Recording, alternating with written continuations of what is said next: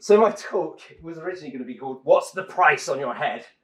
Which I thought might have been a bit aggressive. But essentially, when I look out into a room or go into a company, I see a little ticking number going down on people's head, which is almost comes back to this technology point of everyone has a cost, and we have the technical capability right now to automate that person out of a role. I think there's two reasons this doesn't happen for everyone. Is that one, it costs quite a bit, but that number's ticking down, right? And two, like continuous learning in AI is still catching up. Like you've heard of context windows and things, but it's really continuous learning, which humans continuously learn. AI doesn't at the moment, but that's changing and things are adapting. So that's kind of an interesting thing to keep an eye on.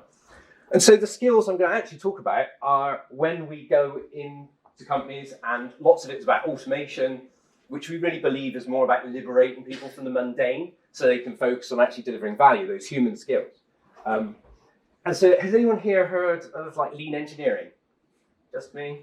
Oh, a few people, yeah, in the room. So I love lean engineering because I'm a bit of a process nerd, but essentially it was a very simple perspective shift in the 80s that transformed Toyota into Japan into a superpower for in the automotive industry. It's basically looking at your process and defining it as, from my customer's perspective, is this value adding or is it waste? And any value adding task is any activity, raw information or raw materials that transforms, any action that transforms those raw materials into something customers willing to pay for. So drilling a hole in the car, picking up the drill is waste.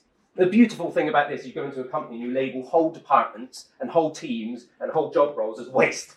You're a waste. It's brilliant, especially quality people love it and test it. But the point in this is that when we think about automating the process or trying to improve efficiency, for some reason, we always logically go to the value-adding part. But in most businesses, if you look at whole, are maybe like 20% value-adding at best because of all of the support services we need, like finance, HR, all that stuff. And so in aircraft manufacturing, which is my background, some of the processes were only 2% of value-adding. So if you invest in buying a super robot to drill holes faster, you can only really improve your process by 2%. And so that's kind of an interesting lens to look at a business at. What's value from our customer's perspective?